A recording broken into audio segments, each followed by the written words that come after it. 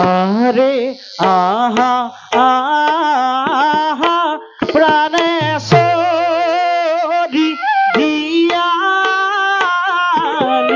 গণ আরে তোমার বিহনে মোর নরহে জীবন আরে তোমার বিহনে মোর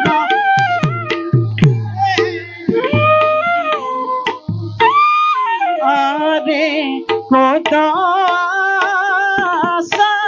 স্বামী মোর অরাহি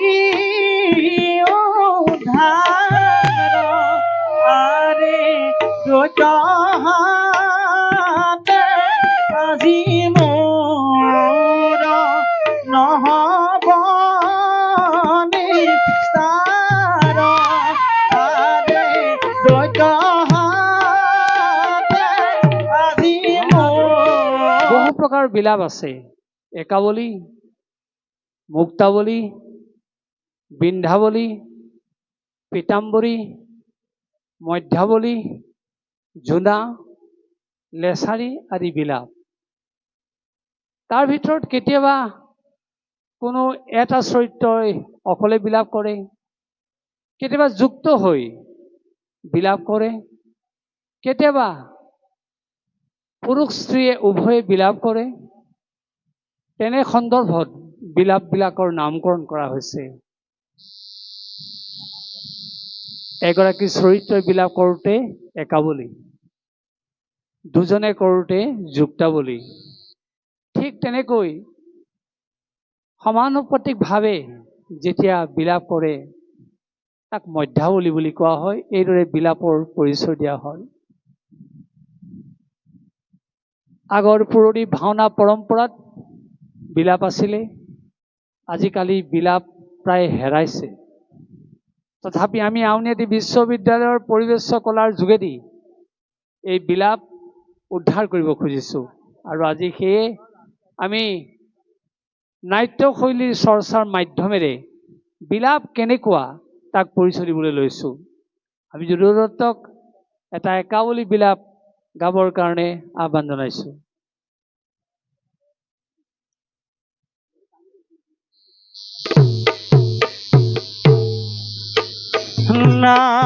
নামাৰিবা বিকুডৰ ঘৰ চৰণতয়ে হাবিধি কিনো মোৰ কপালে লিখিলা কৈত আছা বীৰবৰ বীৰ দুৰ্যোধনয়ে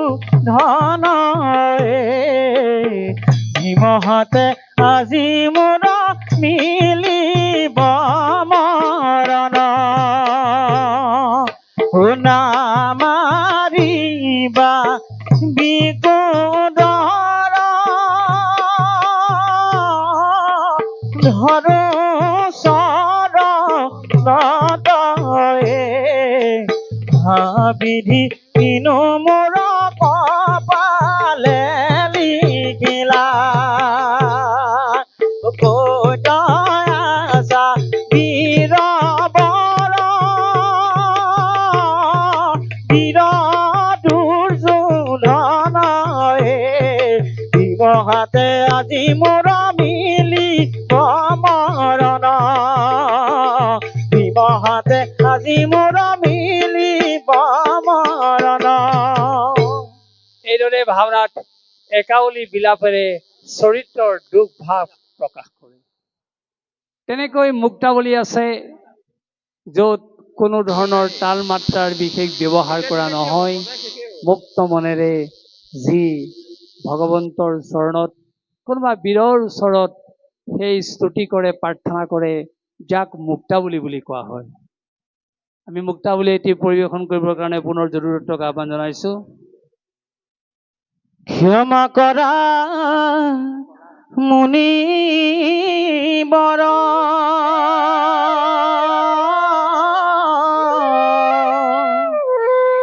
ধৰো তজু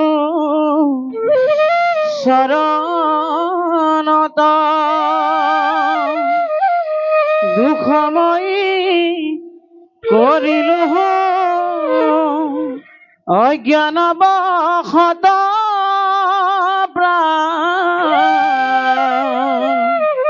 হৰিয়ে হৰি হৰি হৰি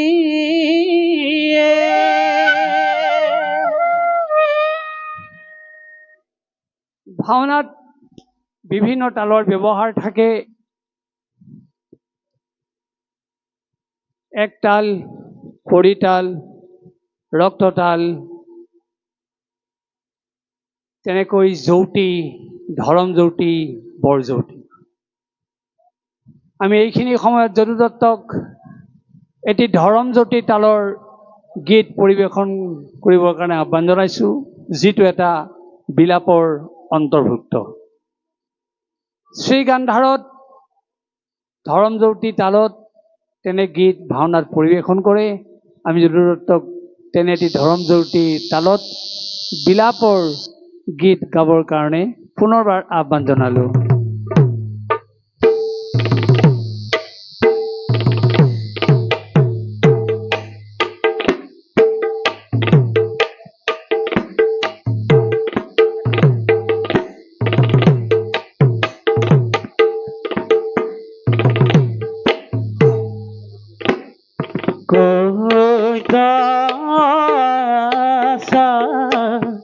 স্বামী মোৰ কৰা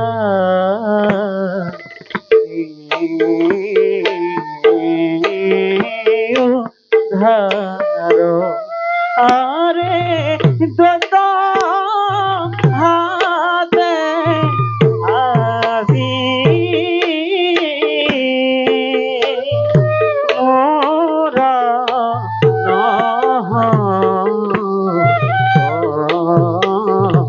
নহলি স্তাৰ এইদৰে এটি বৰজুতি তালত গীত পৰিৱেশন কৰিবৰ কাৰণে যদু দত্তক পুনৰবাৰ আমি আহ্বান জনাইছোঁ।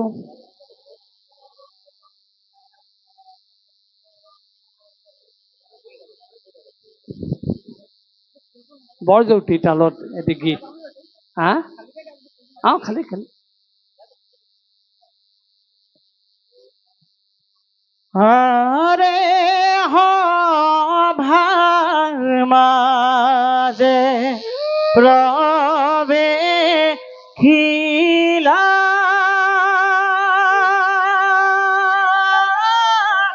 মুনি তপু ধন আরে গহীন গম ধীর চলে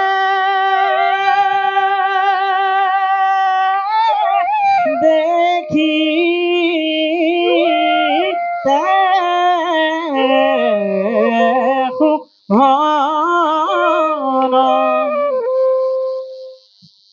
ভাওনাত যেনেকৈ বীৰ ৰসৰ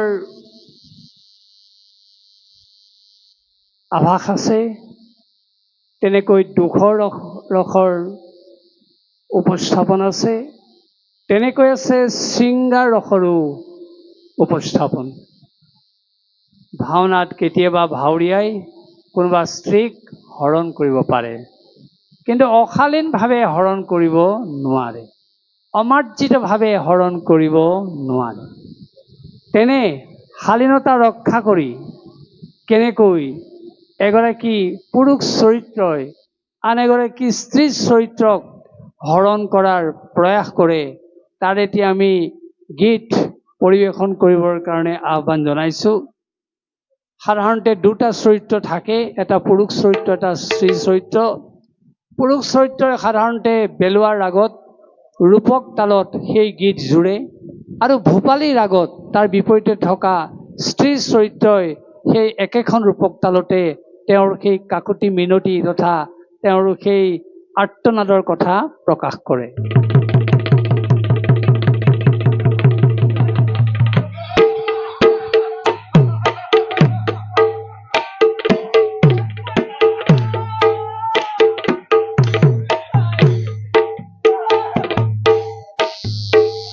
আরে আহা আহা প্রাণে সরি দিয়ালি গণ আরে তোমার বিহনে মোর নরহে জীবন আরে তোমার